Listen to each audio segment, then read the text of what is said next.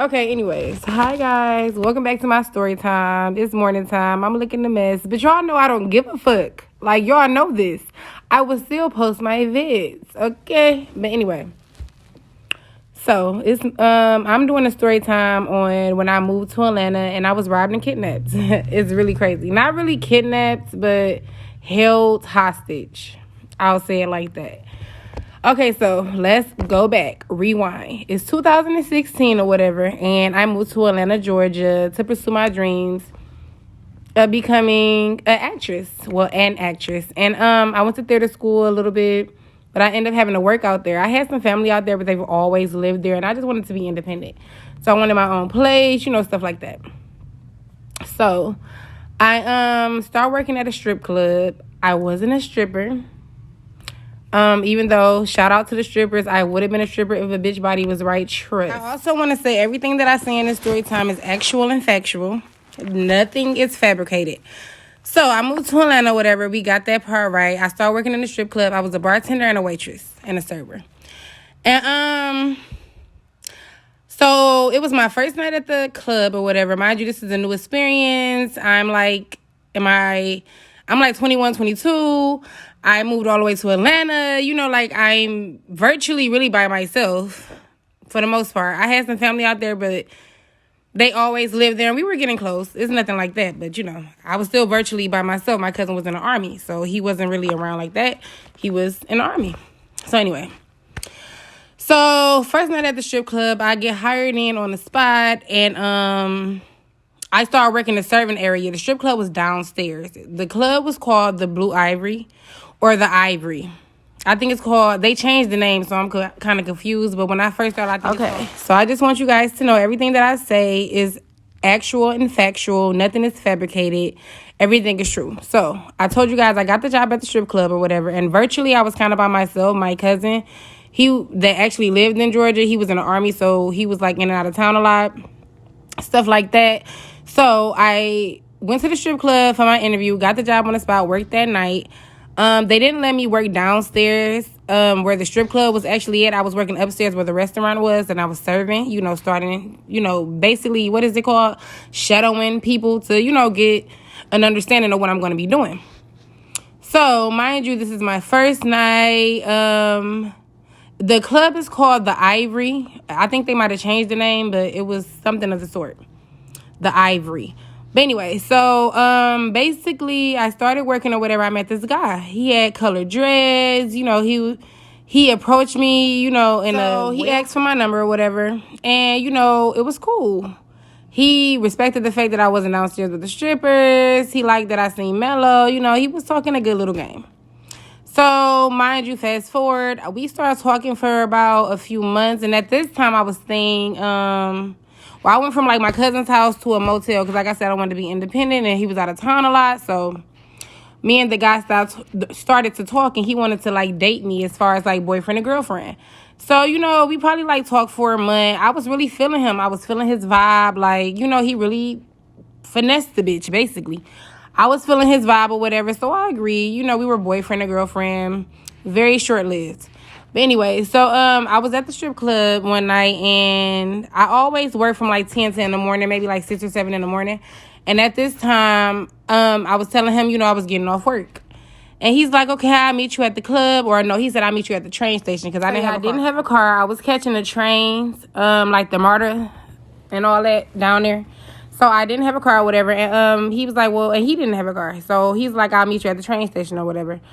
And so we met at the train station. Everything was pretty cool. Whoop-de-whoop. And he's like, okay, we can go back to my house. We can chill with the whoop.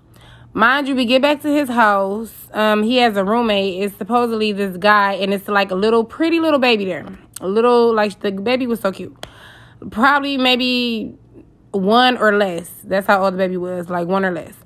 And it's just this guy, and I guess his girlfriend or fiance or wife, whatever the fuck she was supposed to be, wasn't there. She was at work, whatever the case may be. So it was just me, the 2 guys, and a little baby. The little baby was basically in a room. I seen her in passing, but she was basically in a room. So he's like, damn, he get a phone call. He like, damn, I need to go shoot this movie to make this money or whatever. So he like, let me hold that 40. I'm going to get that 40. He's like, let me hold that 40. I'm going to get that 40 right. So he like, let me hold that 40 or whatever. I get a 40 right back to you. Mind you, it's $40. It's like $40 or $60. It was one of the sort. I think it was 40. I'm stuck on 40. But anyway, so I gave it to him, whatever. Like, just, I'm not thinking I'm in your house. We been dating a minute. You know, like, I didn't really think much of it. Like, I don't know. It's not like he didn't buy me stuff, like little stuff that I needed. You know, like, I just didn't think much of it. So he leaves or whatever, and I'm sitting in his room. I'm already really disgusted. Like, the room was trash. It wasn't a place that I wanted to chill. And I've already, you know, like, I made up my mind, like, when he come back, I'm leaving, because it was, like, roaches. Like, I don't know. It was just not my environment or whatever. So the guy come in the room, the other guy. This is not the guy that I was dating, but the other guy. He comes in the room, and he's like, mind you, like, back in Atlanta, bitch was, I upload pics. My pics is on my Instagram. Follow me. But, yeah, bitch was way smaller. You know, like, this guy was a big guy. And, you know, tall, he had meat on him, all that good stuff. And he come in the room and he like, yeah, you real pretty. I want to fuck with you. Wop. And I'm like, you know, I'm fucking with your friend. It's supposed to be my boyfriend. Like, I'm not about to fuck with you.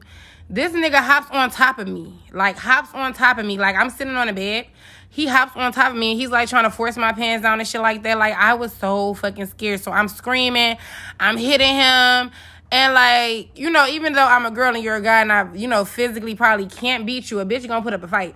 So I got the kicking him, all that shit. He got the flying towards the TV type way, because I'm kicking him to the point, like, he's, like, you know how when somebody on top of you and you get your knee up and you just bow, you kick their ass, like, I kicked his ass. So I'm, you know, reaching for my phone and I'm like, you know, you need to, I'm calling him. No, actually, did I call or text him? Because he was steady trying to come on, just let me, like, talking to me, like, from where he was trying to get up and, you know, head towards the door. Because this shit is not what it's about to be. So, whatever. I just know that I got in contact with him, and I'm like, your homeboy is all on me. Like, he really just, I feel like he's trying to rape me. Like, you need to come back. I need to get out of this house. So, the guy not letting me out the door or whatever. I'm steady just trying to talk my way out of it at this point, because I can't beat you. So, I'm talking to him. I'm like, you know, we can't go down like that. I ain't that type of girl. I got some homegirls for you. I can hook you up with them bitches. Whoop. So he tried to force himself back on me. Like, literally hopped on top of me. Like, when I say I was so fucking... I'm thinking to myself, like, he could choke me to death. He can punch me. Like, I don't know what he's going to do. But he just was hopping on top of me. So, of course, I was still fighting for myself. I wasn't about to let him penetrate me. I wasn't about to let him see me naked. Nothing. Like, I was just set on, you're not about to take advantage of me. Like, I don't know. I was just set on it. So, I started kicking him, punching him. You know, I'm trying to get him off. So, mind you, in the time... Oh, shit. So, mind you, in that time where I was trying to talk my way out of it, like, before he hopped back on top of me the second time, I was texting the guy I was dating. So, by this time or whatever, I done kicked him, and I'm telling him, like, this is not about to go down. Like, we going back and forth. He walks back in the room. So, I don't even think he left. I think they set me up anyway. But, I don't think he left, like, as far as, he might have went outside the door, I'm sure, but he was probably just outside. So, he come back in, and he like, you trying to fuck my homeboy? Like, they twisted all on me, and I'm like, no. So, he started getting in my face, yelling at me. He took my phone out of my hand. He, told his homeboy to get out the room. He got out the room, and he locked the door, and he said, I'm not going nowhere. So, I'm just like, oh, my God. So, I'm steady trying to snatch my phone for him. He, like, you know, flinching at me like, I will beat your ass. Like, trust me, I will murder you in this bitch. So I'm believing him at this point, like, it's two niggas in here. And a baby. And me. Like, yeah, I'm outnumbered by niggas at this point. So I watch a lot of ID channel, Fatal Attraction type shit. And I'm thinking, like, okay, what do a lot of them do when they feel like they're, you know, not getting out of a situation, like they're held hostage or whatever? So I tried to talk to him nice, like, you know, you my boyfriend. I'm, like, lying to him, like, I love you. Like, just lying. We ain't even been together. We known each other probably a month, and then we was probably together for probably, like, 2 weeks before this happened. So I don't love him, but I'm telling him all these type of things because I need him to trust me. So I'm telling him, like, you know, I got to go back to work. You know, I was doing this double. I'm just lying, like, you know, I really got to go, but I'm trying to talk him in. So I'm like, well, just, and he like, you know, you ain't going nowhere. So my phone had, like, the light went off, you know, on the iPhones, and I had a notification. And it was from, I don't even remember who it was from, but I'm like, can I see my phone? It's probably my boss. You know, like, I'm finessing. I'm talking nice. I'm calling dog bae. Everything, you know, I have to do what the fuck I have to do. So eventually he give me my phone and I get a text from my manager. Oh, I love them. Like the people that was my manager there at Blue Ivory, the Ivory, y'all really, I don't even know, like y'all probably really saved me. And all type of stuff. Like I really rocks with y'all. Like, you know, the ones that I did rock with. So I text my manager, I think it was Charisma. It was something like that. I text her. And I'm telling her I'm in this fucked up situation. I went with this guy. He's holding me in his house. I sent her my location, you know, on the iPhones. And I'm like, could you please come? I'm about to try to make my way out of this house. So, of course, she like, are you serious? Are you serious? And I'm like, yeah, I'm dead ass. Like, I'm scared. It's 2 guys here. And, of course, she comes or whatever. Thank God. I love you. Like, you are the best for that. Because I really don't know what I would have did. I mean, my mom, my dad, my family is in Detroit. I'm in Atlanta. So, and then my cousin who was there, he was in like, you know, my cousin that was in the military, he was, you know, active duty in a whole nother state. So I really feel like I had no one. So, I'm telling him like, yeah, I tell my boss to call me and fake this phone call. And she, you know, I put her on speaker and she like, you know, you got to get back to work. Your drawer was this and that, you know, or your money. We ain't had drawers, but your money was this and that. Short, like she trying to really just finesse get me out. So I'm telling him, like, babe, you know, I'll be back. You can meet me up at the club with the whoop. You know, I'm, like, finessing. It took me a while to actually finesse, but he ended up letting me out the room. And then when I tried to get out the door wouldn't open. And he was like, if you don't figure out how to get out the door, you're not leaving. You know what I'm saying? Like, so I'm like, fuck. I'm trying to get out this door. Like, it was one of those screen doors. But I don't know, like, was it a key lock? It was, like, the inside where, I don't know. It was a screen door, but that bitch wasn't opening. And they knew what the fuck they was doing. But eventually, I don't even, like, y'all, my mind was so, it was going so crazy. I really, and I hate that I can't, but I can't recall if I opened the door or he did. But I got out the door and I just ran. Like, I just started running because I didn't want him to, you know, renege on what he said. I didn't want none of that shit. So I just started running. I took the fuck off for the door. So, you know, I'm running down the street. My manager ended up picking me up. And, yeah, that was that story. So I ended up actually going back to work. I didn't even go home. Or where I was staying. I was going back to work to make money. Because, I mean, he took my money, everything. Like, I went back to work that whole night. And I, you know, I ran up probably like $200. So I actually did good. You know, I ate there. I took a little nap there. All that shit, like. And then he called me the next morning when he knew I was getting off work. And he like, yeah, so we meeting up. And I just blocked him. Like, is he weird? Is he crazy? Like, nigga, you really fucking psycho. Like, what the fuck?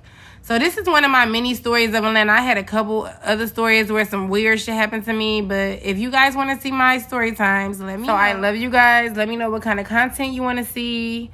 I have more story times. I have, you know, a lot of things in store. So let me know if you want another story time. But like, comment, subscribe. Follow me on Instagram, Snapchat, Facebook. You can just search Ernicera. Make sure you know, subscribe to my YouTube channel, The Ernicera Show. And I love you guys. Peace out.